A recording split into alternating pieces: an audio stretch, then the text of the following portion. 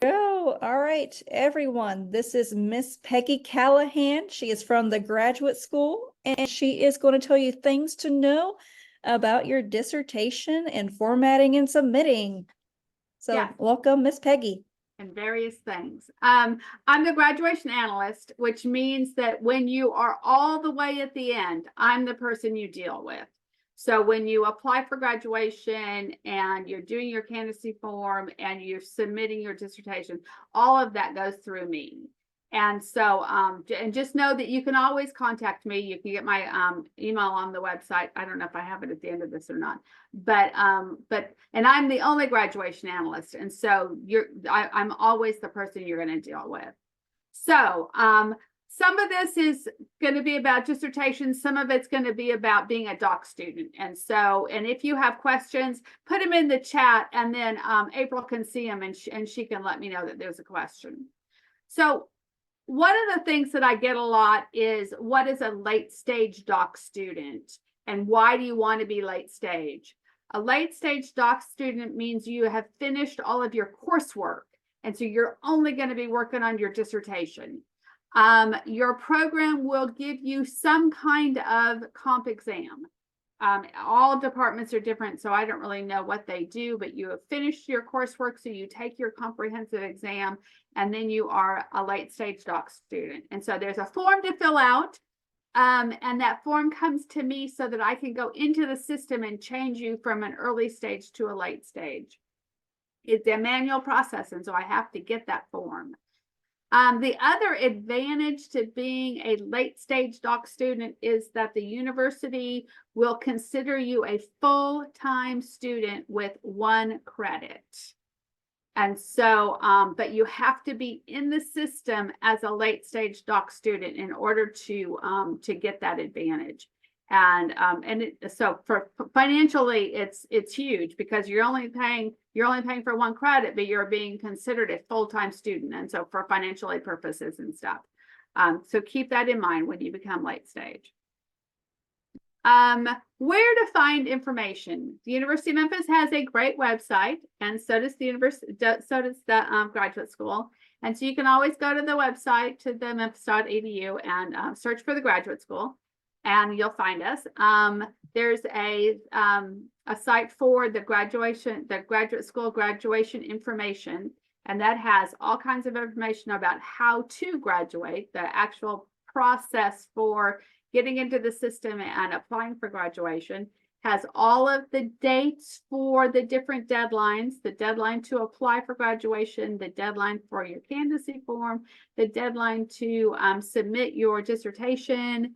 So that it's a very important website to keep in mind. And I am not super strict on deadlines, but I am super strict on communication.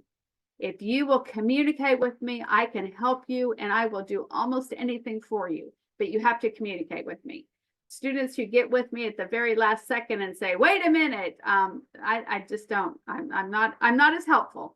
And so please communicate with me, watch the deadlines, have a calendar, put all that stuff on a calendar so that you know exactly when things are due and what's coming up. Applying for graduation is a 2-step process. You apply for graduation on the website, and that gets you into the system. And so the system knows that you have applied for graduation. The candidacy form is a little bit different. It's a form. It is a e-tree form, so it's online and it's all electronic. It shows you all of the classes that you've taken, so you kind of mark all those that go with the PhD that you're working on. And also it will ask you for your previous degrees. And so when you got your bachelor's, if you got a master's, if you have a couple of masters, put all those things down. And your major professor, the person who is helping you the most, you'll put that on there also. Commencement will also be sending you various emails. Commencement is the group that actually puts on the graduation ceremony. I'm the one who helps you graduate, as you know, finishing your degree and having that on your transcript. But commencement is the one who they coordinate the actual ceremony.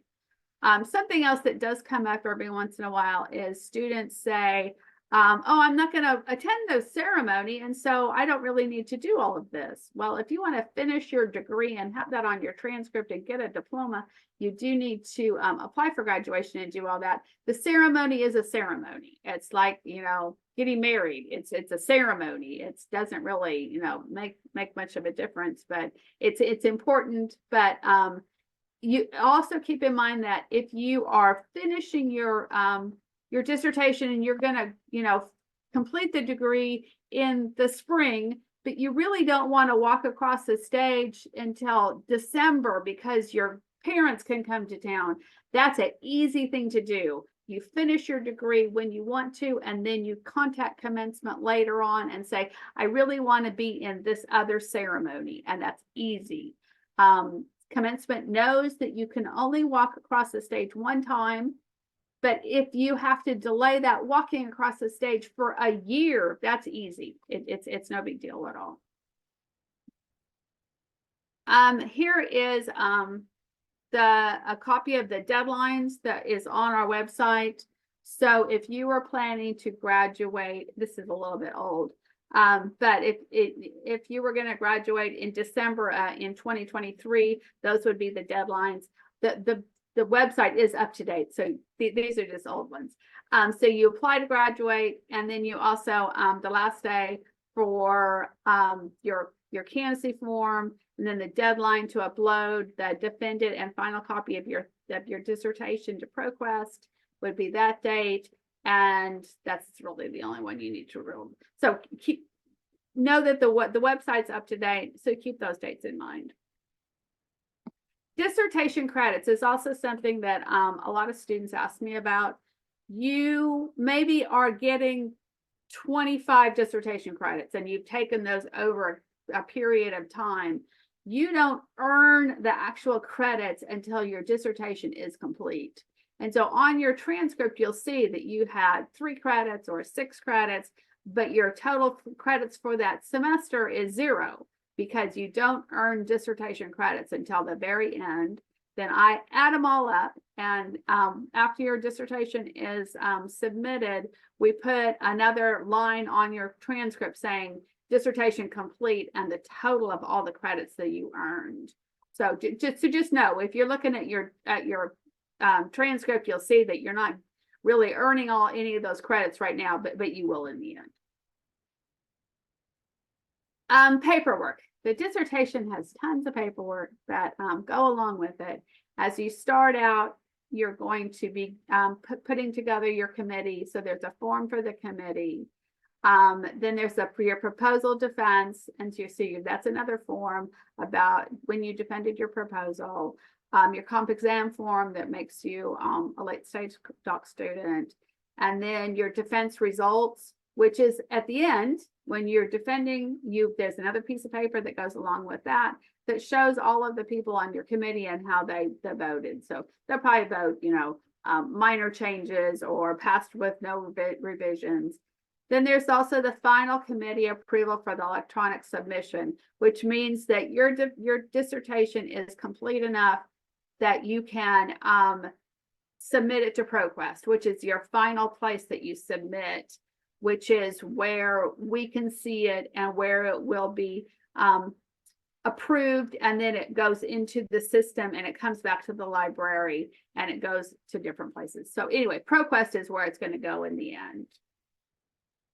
All of these forms can be found on the University of Memphis website, the graduate school forms. They're all right there, and they're not all electronic, but we're working towards that. I think the only one that's not right now is the committee approval form, I think, and the proposal defense. Everything else is electronic.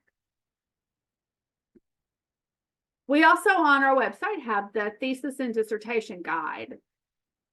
And so you can go to that. It has a lot of helpful information about your dissertation, about actually, I don't know if I can pull this up. Anyway, but the formatting, different margins, but it's got a lot of helpful information. So I suggest that early on, sit down and just read the whole page, the the whole guide, so that you have all that little information in your head. And then as you're moving along, you'll say, oh, wait, I remember that was on that website. Let me go back and look at it. So it has a lot of really, really good information.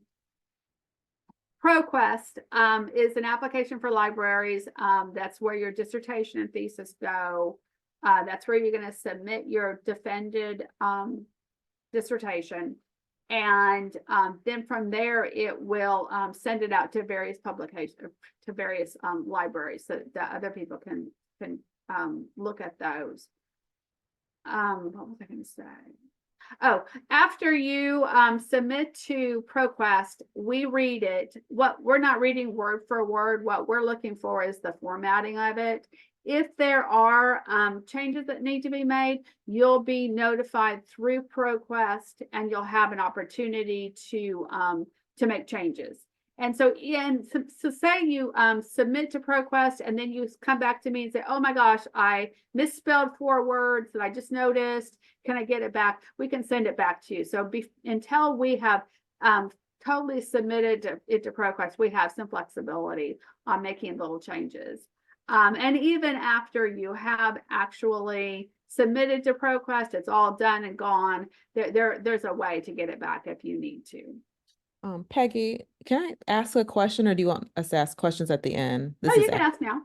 Okay, that kind of had a question around whether or not ProQuest was a hard deadline, and I think you just answered it. Like if there's some modifications, slight modifications we need to change, we can do that. But when would that need to be like done if we had to make additional modifications after the March 29th? Actually, I mean, you have quite a bit of time for that. Once it's submitted to ProQuest, I mean, once you submit, it takes me a while to get through it. So, I mean, even if you, at the end of the semester said, oh my gosh, I've made a terrible mistake, there is a possibility to get that back. Okay. Yeah. And then my other question too is around, I guess having your dissertation published in that format when you're trying to also get it published at a journal outlet. Is there a way to like put a lock on it? Because I don't want. Yes. When you get into ProQuest, there's a huge question and answer part that you go through, and it'll ask you all those questions. Okay, thank you. You're welcome. And ProQuest is very easy to deal with.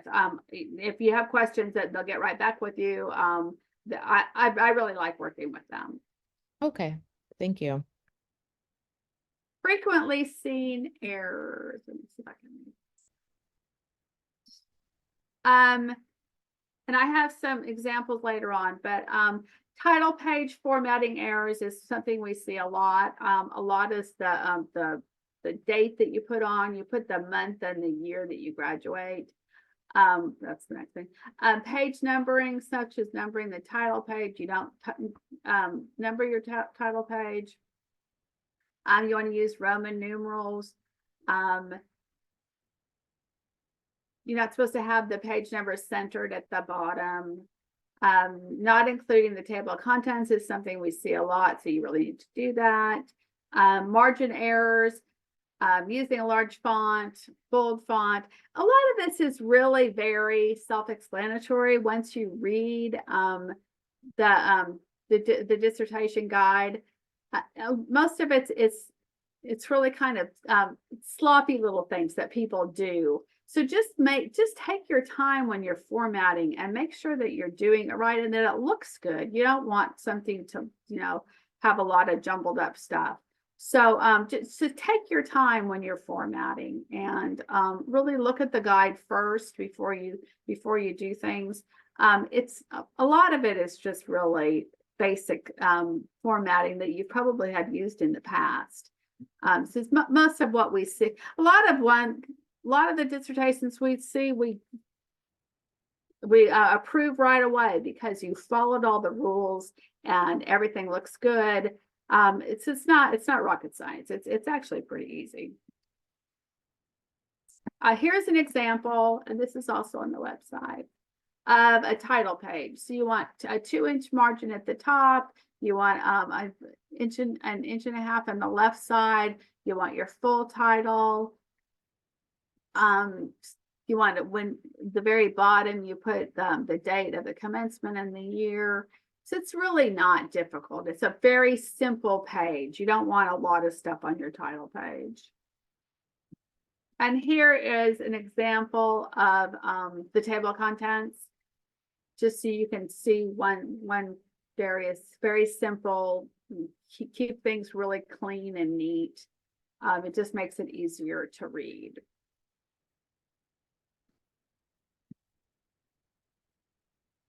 And for your list of tables, this is kind of just an example of what a list of tables might look like.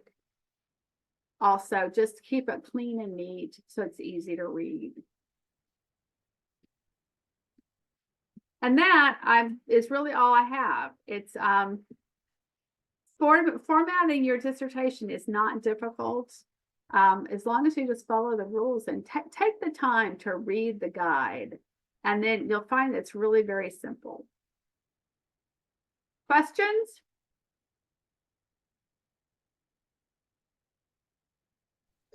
Peggy, I had one. I'm curious if there's a way to verify or confirm the late stage doctoral, like is it in degree or My Memphis or? It's on your profile page, which I'm not very good at sharing, but let me see what I can find. Can you still see my screen?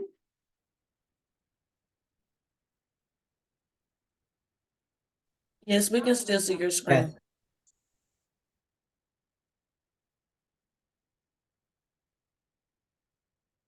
Since I'm not always a student, my profile, which is here I am. I am not a doc student, but on this screen under general information, one of those things like status, I think that's what it is. Mine's inactive, but I think that's where you will see that you are late stage or early stage. As a doc student, you should be some kind of stage. You should be early or late, and this is where you can see it. Peggy, your PowerPoint's still pulled up. Oh, okay. Let me see.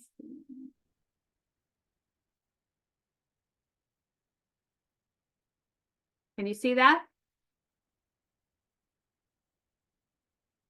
Yes. Okay.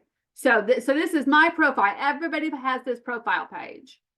And within the general information, you can pull yours up right now. As a doc student, you're either early stage or late stage, and it will tell you that right there.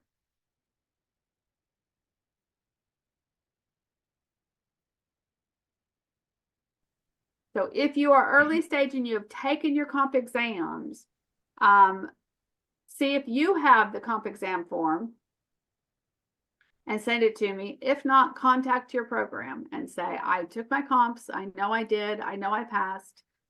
Please send the form to Mrs. Callahan.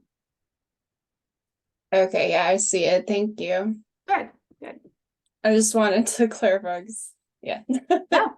Appreciate it. And you actually will see a lot of things on this page.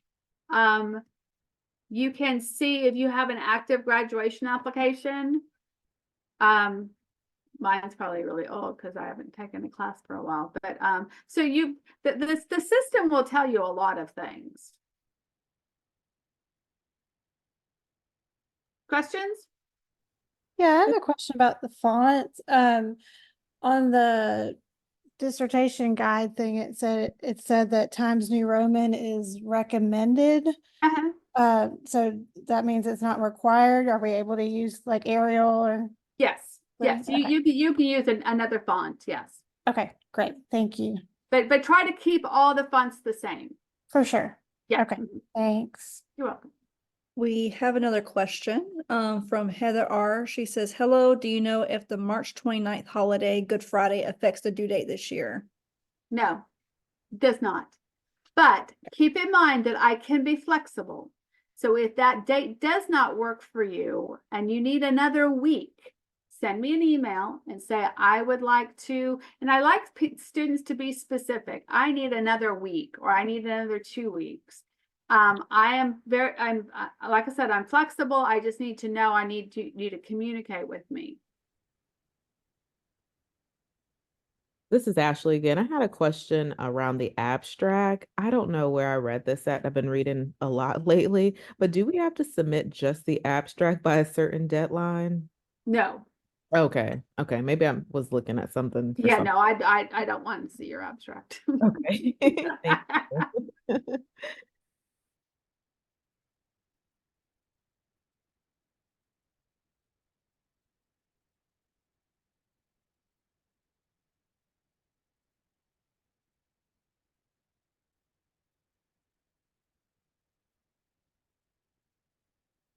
Well, I hope that I have answered questions. And like I said, I don't have my email up here, but you can contact me by email anytime.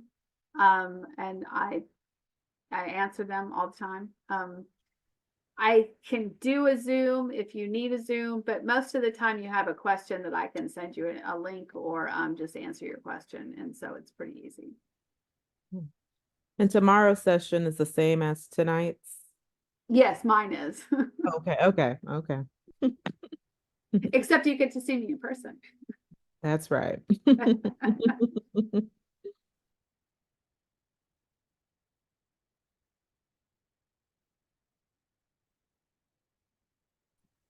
Hey, Miss Peggy. Hey. Oh, hey, Philippe. Hey, how are you? Yeah, how's it going? Good. So can you show me one more time, please, again, to see if I'm a late doctoral student or a early doctoral student? I know you showed it before. Just want to make sure I got it correctly. I'm going to If make you sure pull that. up your profile page, Uh-huh. it'll say it in the general information. Pull yours Mm, up, and- and it should say Okay. early or late. Okay. Do you see it?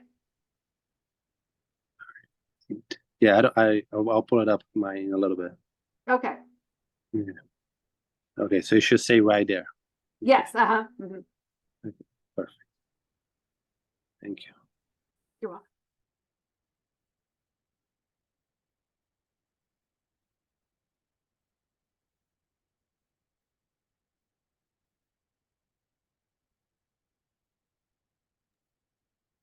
All right. Are there any more questions for Miss Peggy?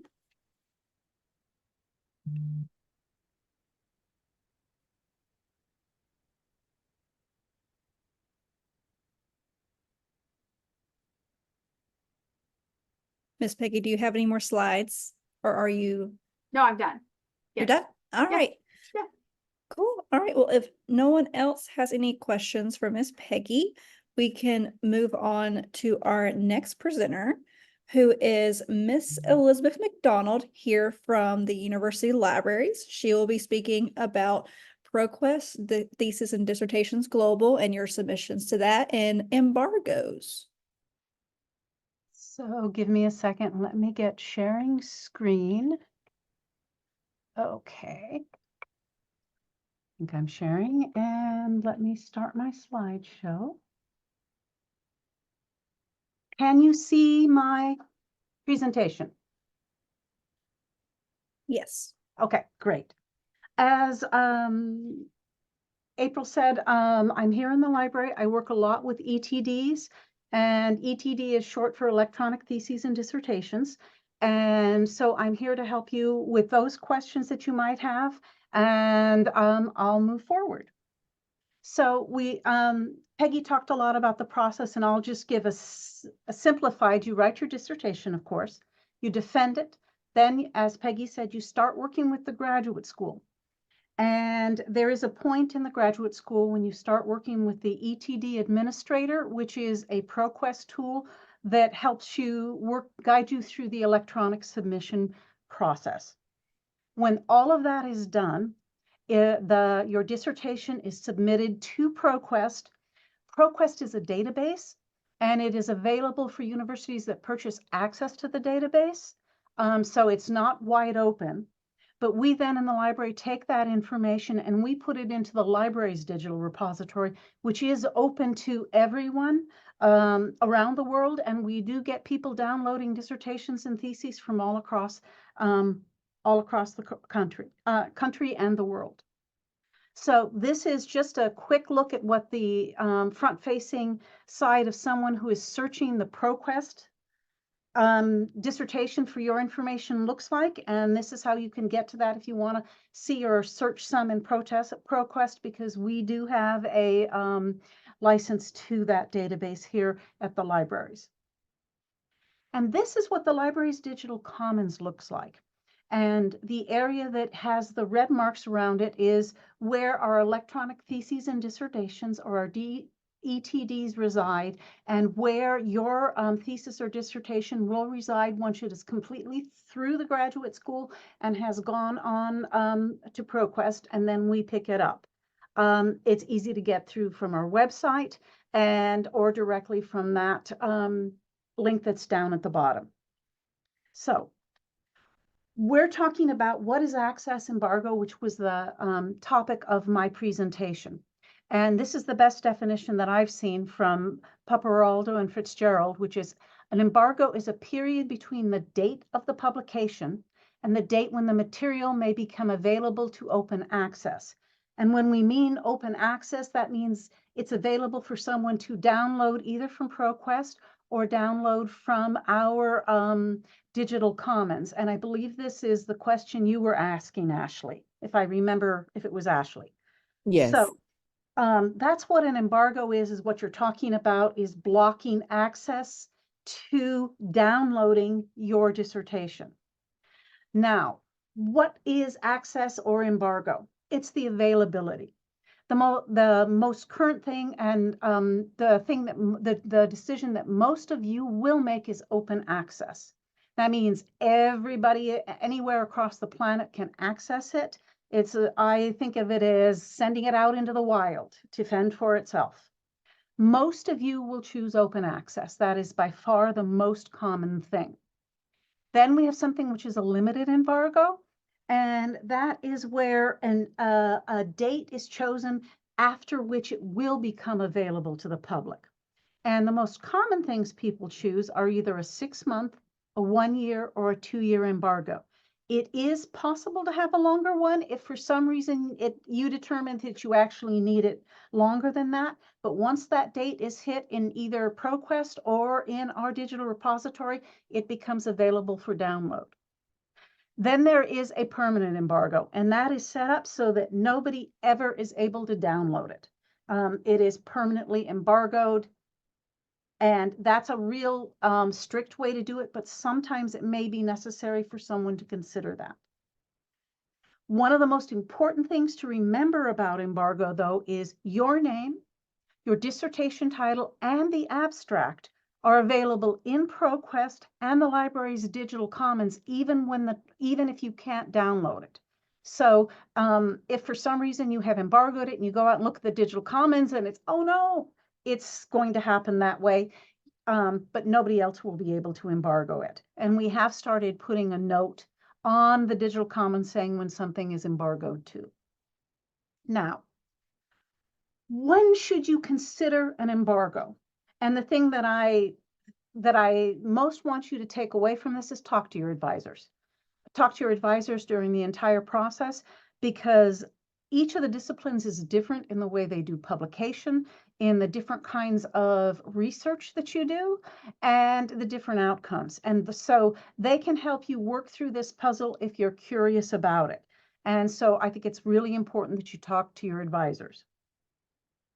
Patents. And I always talk about patents separately because, patents often involve the ability for a student to make money on something after they publish it or go forward with it. If you're considering a patent, if you're even thinking about it, or if you're even imagining you might be able to patent what you're doing with your dissertation, consider permanent embargo. It's a safety measure for you. So really think about that one if you're doing patents. Now, here are some other things when you might consider an embargo. Sometimes that the work that you're doing is under a particular, say, an umbrella or an overarching funding grant. Maybe you're working with a principal investigator in a lab, and they are grant funded. So your thesis or dissertation is under the same conditions of the grant. And sometimes there are conditions in that that limit the information that can be distributed to the public. Sometimes it's contractual. Sometimes if you may be working with a company on some kind of process or some kinds of study. And so these are things, if you're working with outside agencies, they can place restrictions on what you can do with the information that you're gathering from them. Sometimes you will be asked to sign a non-disclosure agreement, or there may be a non-disclosure agreement in place if you're working under the auspices of an outside grant or overarching funding restrictions. Now, what kinds of information can be impacted by this? One is proprietary information. And what I mean by proprietary information is that's the information, and I hate to use the word secret, but that kind of gets the image across. So for example, if you're working in the library, you work with the computer programs that we work with, sometimes some of the information on the back end of these computers is proprietary. And it's not stuff that's supposed to be sent out to the entire world, because it's how they run their business and it's how they protect their interests. It can be computer programs. It can be structures within companies. It can be structures within organizations. It can be any one of a number of things that can be considered as belonging to the organization itself and not to be spread to the general public. Sometimes there are ethical or privacy and issues surrounding your thesis or dissertation. Your institutional review board or your IRB should cover some or most of this. And that's what if you're working with human subjects or animal subjects, you had to submit funding and get approval for how you're going to handle sensitive or private information. However, sometimes in the process of doing research where you didn't expect this, you may stumble onto something that is private or ethically questionable to submit outside your own personal thesis or your advisors who have read it. And it's possible maybe there's something that's private to you personally or your family that's in your thesis or dissertation that you don't want out there. Or sometimes maybe a non-disclosure agreement might be that you can release this information after 10 years. So be aware of those types of things when you're setting them. Sometimes you may see a security or a safety issue. For example, if you're working under a contract that is with Homeland Security or the military or defense nature or defense in any nature, because you may be dealing with issues that they don't want the rest of the world to know about. So be aware of who is funding and doing your contracts. And those are security issues, but there may be safety issues involved that they don't want people to know how something might pose an issue. And that's hard for me to come up with a safety one. But sensitive issues are as well, can simply be you don't want information out that might potentially lead back to an individual that you hadn't anticipated. So be aware of these kinds of things as you prepare your dissertation or thesis and as you work your way through the process. Now we're talking about publication, which I think is what Ashley was talking about. There are two things to be aware of when we talk about publication. Sometimes when someone writes a dissertation, the information that goes into the dissertation has been previously published along the course of your doing your research. And if you have previously published an article or an essay that is appearing in your dissertation or thesis, you need to be aware of the constraints the publisher may have put on. They may have said, yes, we're publishing this in our journal, but that means you can't publish it anywhere else, or you can't publish it for a certain period of time.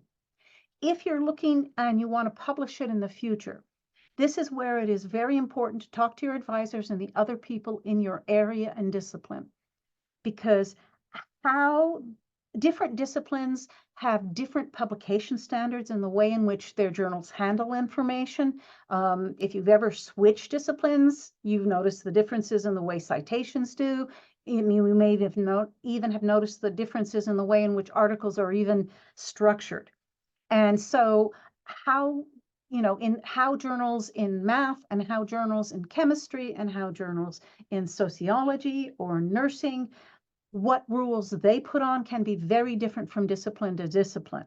Another thing that you can do is you can look at if there's a particular journal or journals that you think you want to publish in, go in and read. They usually have publication guidelines, and within that information somewhere, you may be able to get a sense of what their view is with that. Some publications don't care, some publications do care. So this is something that you really need to be thinking about as you're moving forward. Any questions so far? Yes, just does this decision need to be like finalized by that March 29th by the time we submit to ProQuest? Yes, it does. And I will show you in the next few slides how you do that and Okay. discuss whether or not that can be changed. Okay, thanks. So when do you choose to do this? This is a slide from the ETD administrator process, and you make this decision early in the process. As you can see right here, it's right here following the instructions. And you're given a screen that allows you to say you want your work to be available in the ProQuest as soon as it is published or no. And for the record, we follow ProQuest publishing guides in our Digital Commons institutional repository. This screen may change a little bit in the future, but the sense of it is the same. And you can say, no, I have patents pending or another reason. And here you can say the most common things are 6 years, 1 year, 2 years, or other. If you choose other, then down here in the notes to the administrator that will go to Peggy, that's where you will say something like never to be published ever at all, or you would give a date that's beyond 6 months, 1 year, or 2 years. So once you get past this, then you see down at the bottom, you select a reason for delaying publication. And this just gives you a screen of what some of those selections are. And this is just a very slimmed down set of selections that allow you to choose why you're doing this. And then you click save and continue. Now, I'm sure the next question that's going to come up is, can you change your selection? And yes, you can, but the steps that you take, excuse me, vary with where you are in your process in the administrator and with the graduate school. So you give your submission through the ET administrator to the graduate school up until the point where they approve the selection. You can go in and change it yourself up until that point. And what you do is you go back to this publishing option, you can change it, and it will work forward. Once it has been approved by the graduate school, then you have to contact the graduate school or Peggy Callahan herself, because only she can go in then and make the changes. So that's important. And as you say, work with her. She can help you change it, and then she knows what's going on. Then the next step in the process is when the graduate school, when the graduate school sends it or delivers it to ProQuest. Once the graduate school has delivered this to ProQuest, it becomes a lot more complex.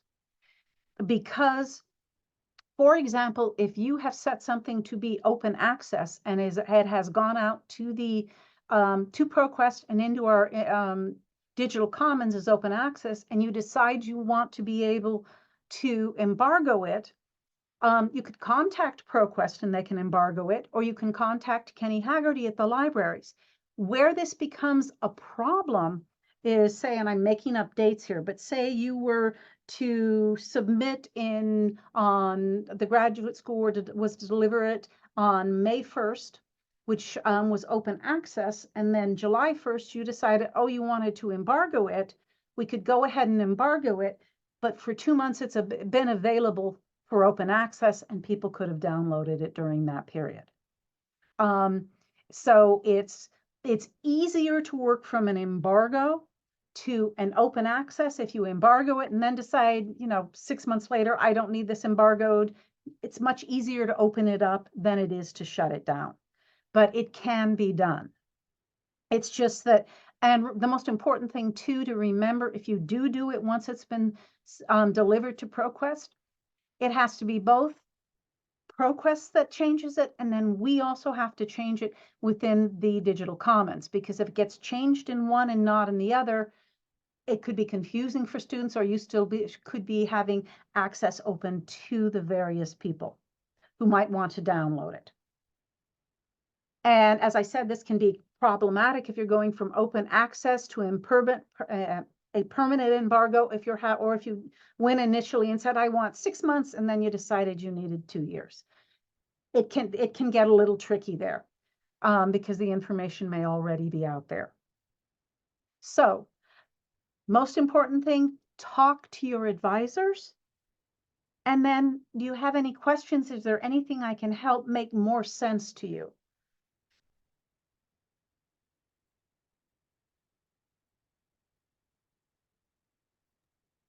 Y'all, please use this time to ask questions and everything, because this is a really good opportunity to have that one-on-one time with these people to answer your questions.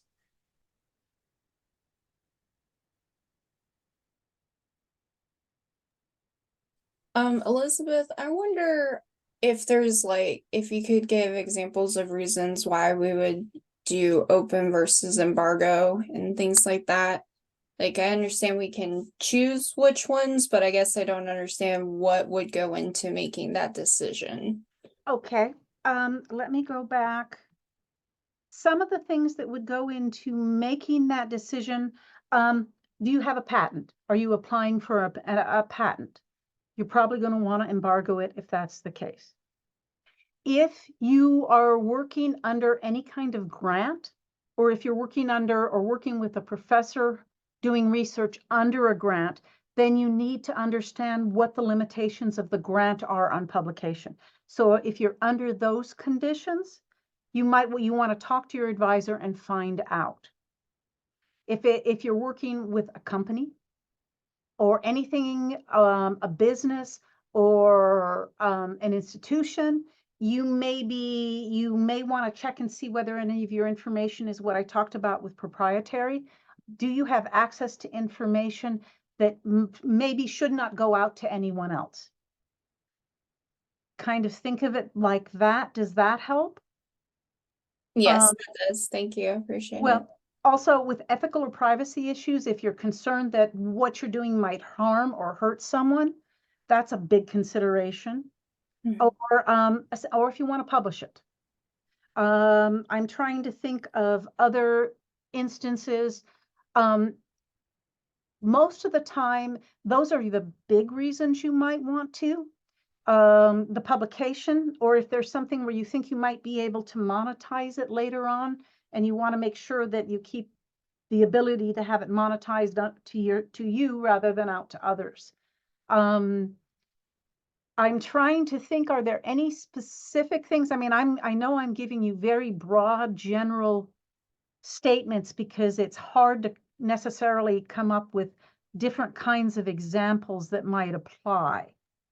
No, I think that's great. It just reconfirms what I thought, which is there's not really a reason I would need to embargo for my particular research. Okay, no, as I said, most people don't embargo. Yeah. And the value of not embargoing is that it is out there and somebody may find it and be able to use it to further their own research.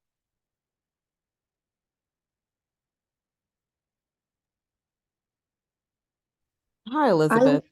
Sorry, go ahead. I jumped on a few minutes late, but will these slides be available somewhere for us to access? Yes. Good. Oh, Yes, okay. they will be available. I will have the recording posted as soon as we get it edited too, so you have access to the recording too. Okay, perfect. Thank you. I had a quick question. So my advisor already told me I will be embargoing my dissertation. Mhm. So when it comes to the time frame, is that something like I'm pretty sure I have to ask him if it's going to be 6 months, 1 year, or 2 years. So is that something that can be changed or not? Well, when you, let's see where I go. When you start putting your information into the ETD administrator, as soon as you start doing that, you will be asked a delay release to ProQuest question. And that's where you want to say no and choose how long you want to embargo it for. If you make a mistake and say you want it not embargoed, contact Peggy or do it yourself as soon as you realize that so we can get it embargoed. But this is the screen you're going to be looking for, and you're going to want to make sure you choose no. Okay, perfect. Thank you. You're welcome.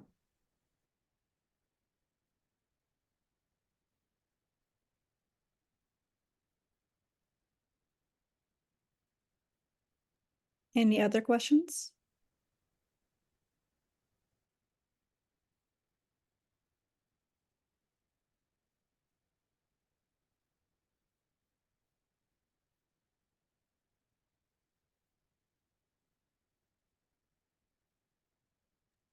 Okay, well, if there's no more questions, thank you so much, Liz. We're going to move on to our next person. We have Ahmed from the Center for Writing Communication. He is one of the graduate assistant directors there, and he's going to tell you more about how the CWC can help you with your dissertation. Hi, everyone. Can you hear me? Yes. Okay, let me share my screen.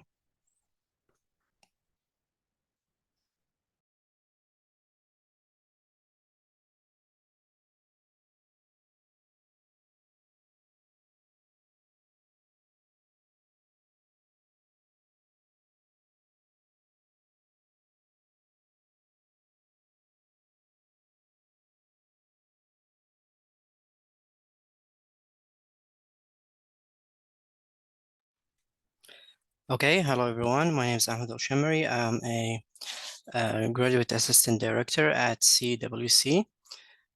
So our mission is whatever you are working on, a paper, presentation, or speech, we can help you brainstorm topics, develop a thesis, build your own argument, organize your writing, develop editing strategies, and implement standard citation conventions. If you are delivering a speech, you can practice in our presentation studio as well. So first thing, what is CWC? It's a Center for Writing and Communication. It's a combined writing and speaking center that offers free one-on-one consultations with a trained staff. All of them are graduate students from the Department of English and Communication.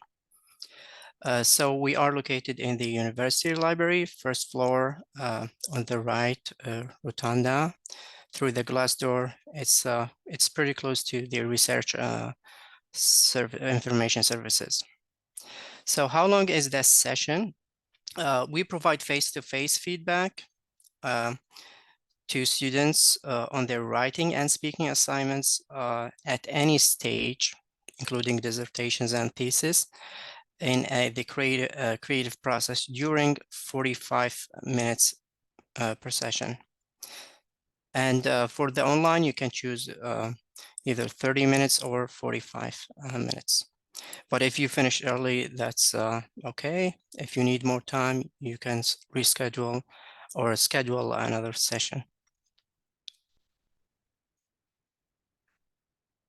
So our hours, so students are strongly encouraged to schedule an appointment online, and I really recommend you book a week ahead at least, especially when it comes to midterm to final. These days are the busiest at our center. We accept walks-in, but based on the availability we have at the CWC.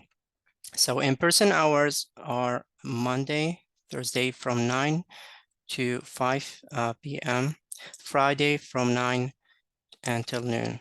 Online sessions, we wanted to make them afternoon. So if you have classes or you have work in the morning, you have the availability to attend some of our online sessions. So some of the benefits of CWC is you work with a students one-on-one with a graduate student who can help you with the format, organization, structure. It's better to have a second reader of your work, and you can discuss the feedback that you receive from your professor. So it is more relaxed, low stakes and relaxed environment. And we focus on the development of your work. We don't assess your work or like, it's not like, is it good or is it bad, or we don't judge the paper. We do our best to develop it and make it better and better. So the assistants, we work on various disciplines and over the course of your degree. But you are the main expert of the field. So most of the resources or articles you cite from, we encourage you to read it more and more and explain it to us as a reader, and we can help you to make it clearer from our perspectives as like readers.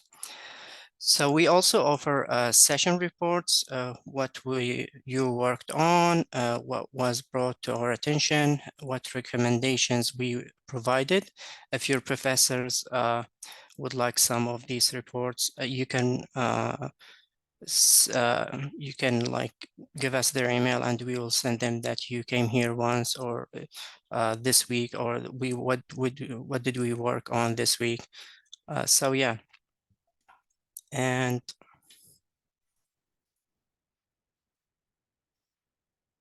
to book an appointment, we have an in-person. This is the barcode, but I like to show you through the web page. So if you can see my page, just give me a second. Let's see. So I'm gonna show you here now how to book an appointment. So you go to University of Memphis website and you go to search CWC, search, and then you have Center for Writing and Communication. Click on that, and you will see appointments, presentations.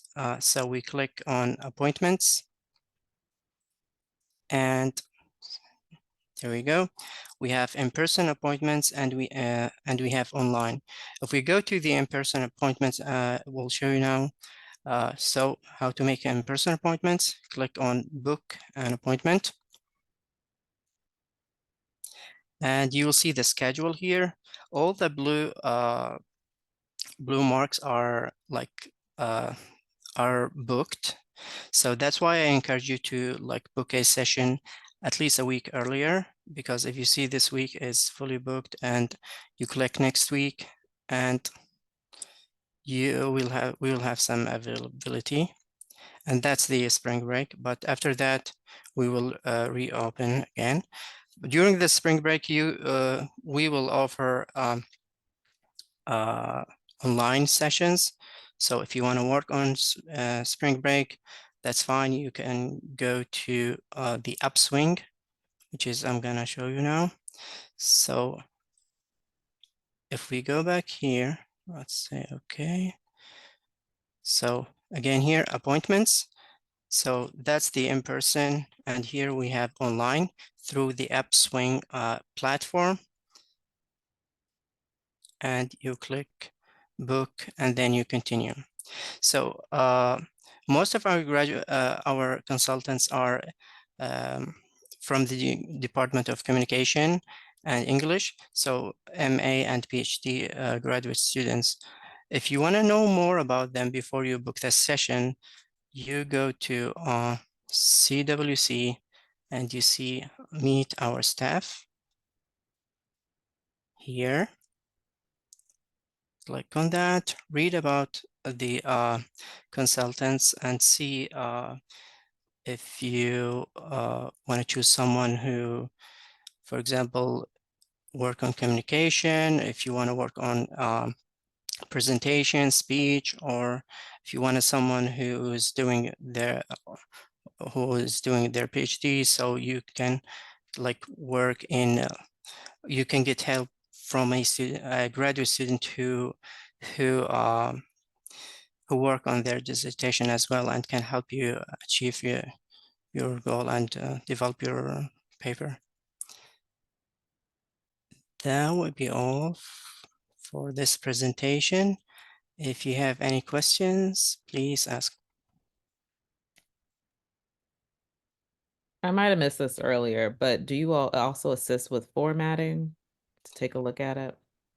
Yes, both research services and the CWC help with formatting. We provide also like some samples with APA, MLA, and Chicago style. It takes time to work on the dissertation formatting, but we will show some of the basic formatting or style, and then we provide samples so the student can continue. After they finish, we can go back and review if they the formatting was correct. Okay, thank you so much. You're welcome. I have a question, and it goes along the same lines of what she said. As you mentioned, it takes time to go through dissertations, and so if we were just wanting, look with like the citations, and I know in Upswing you can upload the document. So do the consultants review it beforehand so they'll at least have an idea of what we got going on, or do they wait until the session to even look at the document in the first place? Because 45 minutes they get going quick doing like that. Yeah, that's true. That's one of the options when you make an appointment. What do you want to work on?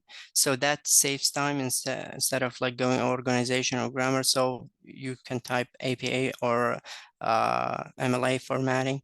That's one. Yes, with Upswing you can upload. Unfortunately, the limited time they have is their work time, which is on Upswing. But some of the consultants just take a look before the session and prepare.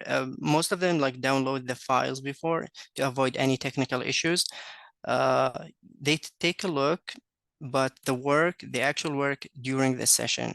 So even with the dissertation or your work, it's we encourage you to like to be more selective because it's 45 minutes. We encourage you to, okay, I'm going to work on this section for this session because the time is limited. But yeah, when it comes to APA, they work during the session. We don't like receive the documents and review it out of the work hours. I think I have more of a comment. Because I've used Upswing and the in-person part of the CWC, and I can say it's not doc student friendly. I'm just going to be honest.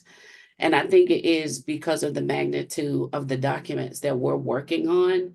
There's just not enough time in that 45 minutes, or even with them not having the time to look at what it is we need help with beforehand because they're working like in their work schedule and they have 45 minutes. That is not enough time for us to get the assistance. I've tried a couple of times and it's just not been helpful at all because of the constraints. So, I know it's not you who makes these decisions, but because, we are Carnegie One now, that maybe more resources need to be dedicated specifically to doc students and supporting them with the help we need in the CWC.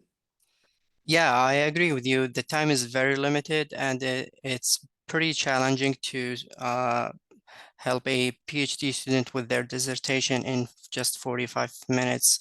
So that's why we encourage them to be more selective when it comes to the session, choose what section you want to work on, and yeah, we try to like expand our hours or add more hours for the PhD students, but most of the times we overbook during the week. So if you want to we encourage also to book every week in advance, so you can work on the introduction section first, and then the literature section. So it's based on arrangement and scheduling, because for PhD, for dissertation and thesis, it's a lot of work, and it cannot be done in like 45 minutes or a couple of hours. So yeah, I agree with you. We're doing our best, but unfortunately the time is limited, and our work hours are limited too.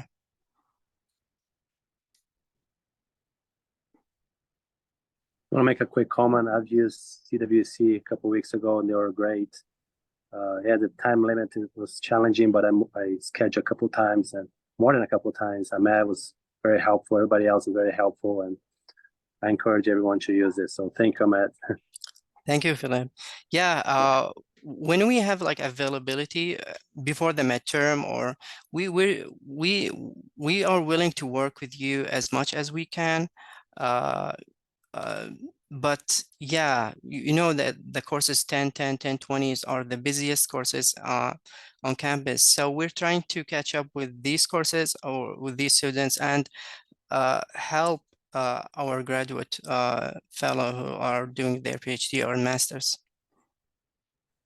Yeah, and I don't think what she was saying was that the assistance that she got in that limited time wasn't helpful. It was just, I know this is being recorded, right? And Yeah. so, you know, if you get a copy of it, and I know I work at U of M, and I know Meredith, and so these are conversations, you know, that, and she's aware of the lack of resources for the CWC and all the things, but hopefully with it being stated in different forms that is taken back, and someone with decision-making power can give you all the resources that you need so you all can do more to help the wide variety of students that we have. So it's not a dig on that the folks who are there aren't doing well. You just don't have enough help to do what you got to do to help everybody. Thank you, Veronica. Yes, that's correct. That's what we want to, we really want to get is like to create more sessions and special sessions for graduate students who are doing their thesis and dissertation. That's our goal that we want to achieve, and we are trying to get the sources, to get some sources to have like graduates research services and CWC or other courses services too. So yeah.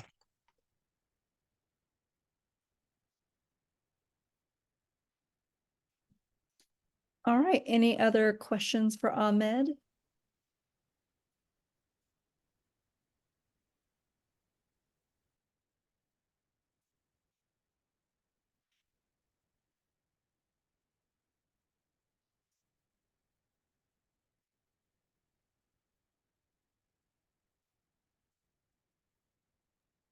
All right, well, if there's no more questions for Ahmed, thank you so much. Really do appreciate you speaking with us tonight.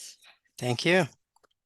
All right, well, we ended a little bit early. Excuse the dogs in the background drinking water and everything. They're a little loud. But thank y'all so much for joining us tonight. And please feel free to join us for the in-person session tomorrow. It's the same content, but if you just want to come hang out, eat some granola bars, maybe have some coffee, that's fine too. So thank y'all so much. Thank you. Bye-bye. Bye. Bye. Thank you, April. Thank you.